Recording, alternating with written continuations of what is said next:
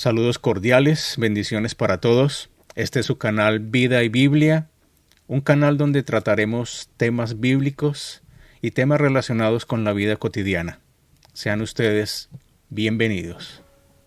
Saludos cordiales y bendiciones para todos. Este es su canal Vida y Biblia.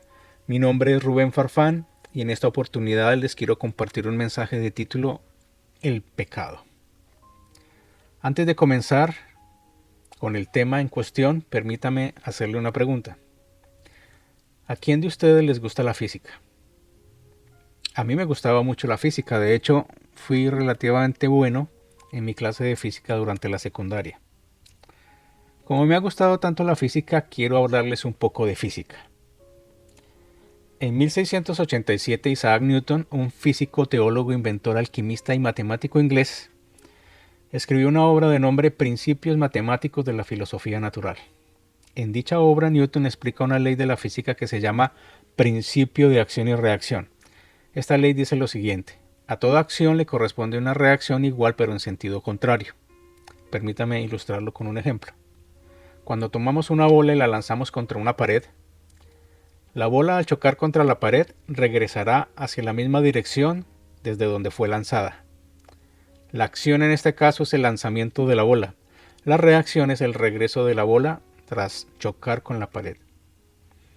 A partir de allí se estableció otro principio basado en esta ley, la ley de causa y efecto.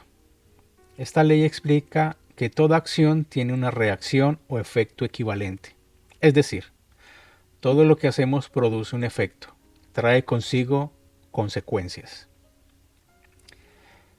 La Biblia, la palabra de Dios, que es más actual que el noticiero de mañana, se adelanta en el tiempo y nos declara lo siguiente: no os engañéis, Dios no puede ser burlado, pues todo lo que el hombre sembrare, eso también segará. Gálatas 6:7. La comparación de este versículo con la ley de Newton es sencilla. La acción es sembrar, la reacción es segar. De todo lo que el hombre cosecha o hace, de eso mismo recogerá o recibirá. Hoy vamos a hablar de una acción, la peor acción que el ser humano puede cometer y cuya reacción o efecto es muy destructivo. Esta acción es el pecado. Vamos a tratar o mencionar 7 efectos del pecado en el creyente. Para ello vamos a utilizar el Salmo 51 de las Santas Escrituras. El Salmo 51 es uno de esos salmos que llamamos penitenciales, pues expresan arrepentimiento. El Salmo 51 fue escrito por David cuando fue confrontado por Dios a través del profeta Natán. Fue Dios quien buscó a David, no al contrario. Para encaminarnos en el tema, recordemos un poco sobre la historia de este salmo y su contexto.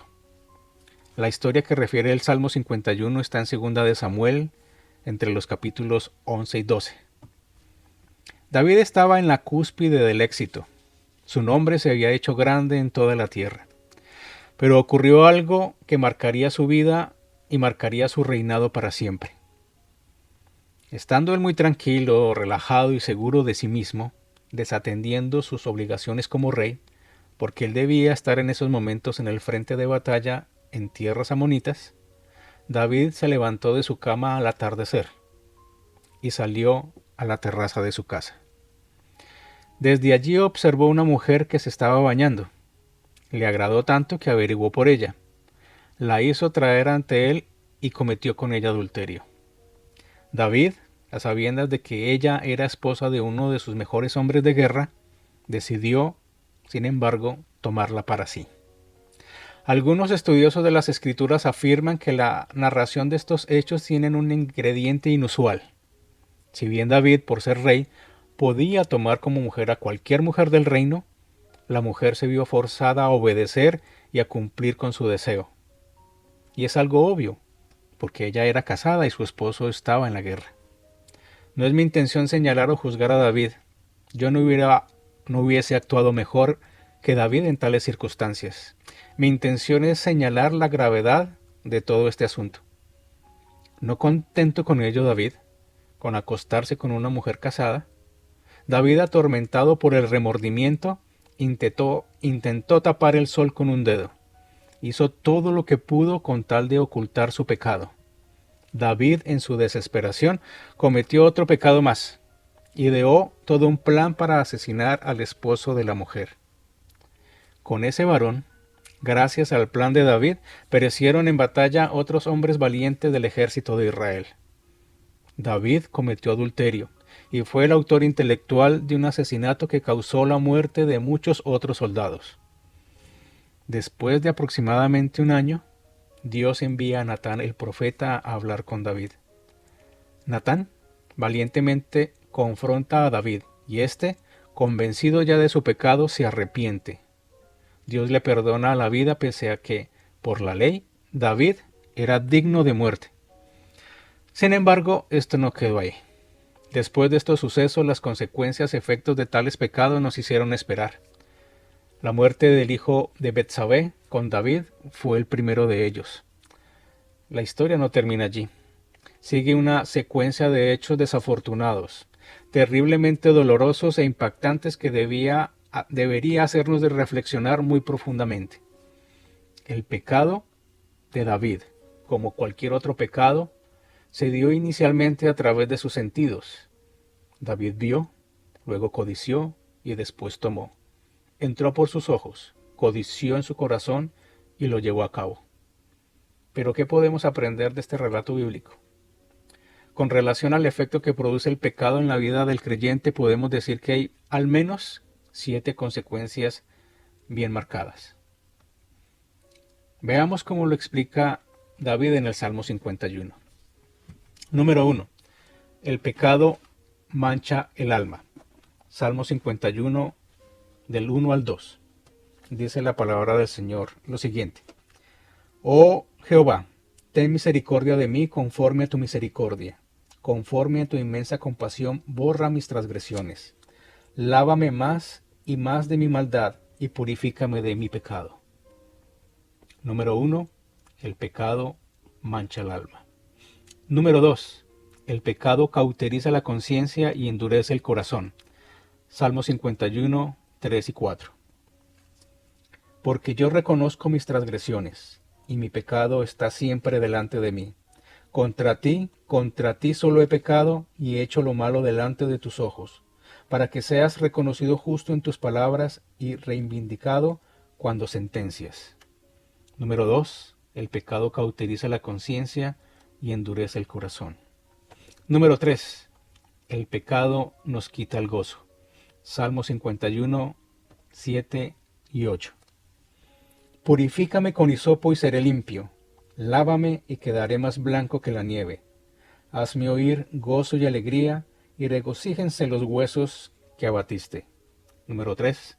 El pecado nos quita el gozo. Número 4. El pecado hace que el espíritu se aparte. Salmo 51, 10 al 12. Oh Jehová, crea en mí un corazón limpio y renueva un espíritu recto dentro de mí. No me eches de tu presencia, ni quites de mí tu santo espíritu. Restitúyeme el gozo de tu salvación, y un espíritu noble me sustente. Número 4. El pecado hace que el espíritu se aparte. Número 5. El pecado causa que nuestros labios se sellen. Salmo 51, 13 al 15.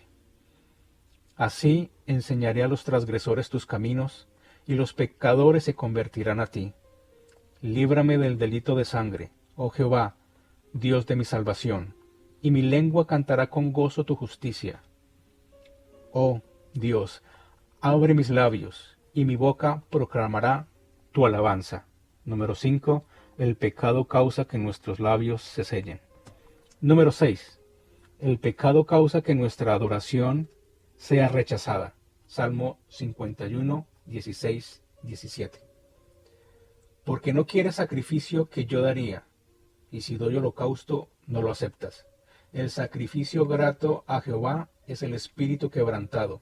Al corazón contrito y humillado no despreciarás tú, oh Dios. Número 6. El pecado causa que nuestra adoración sea rechazada. Número 7.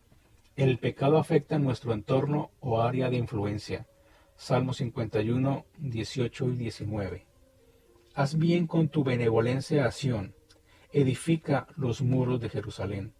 Entonces te agradarán los sacrificios de justicia, holocaustos y ofrendas enteramente quemadas. Entonces se ofrecerán novillos sobre tu altar. Número 7. El pecado afecta nuestro entorno o área de influencia.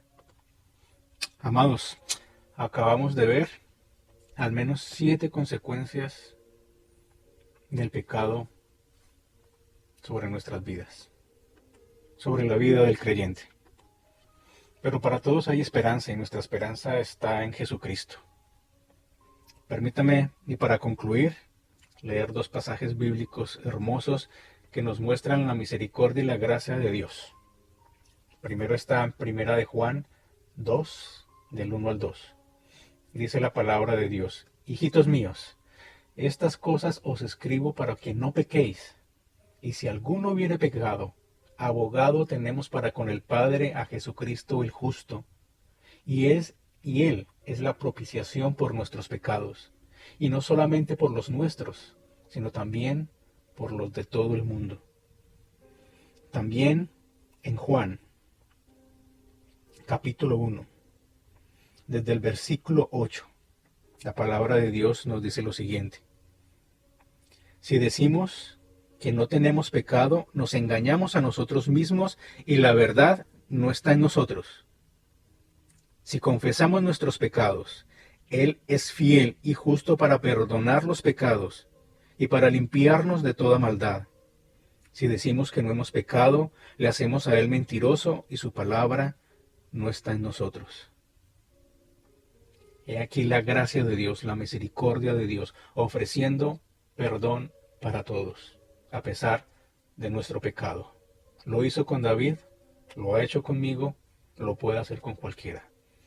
Dios los bendiga.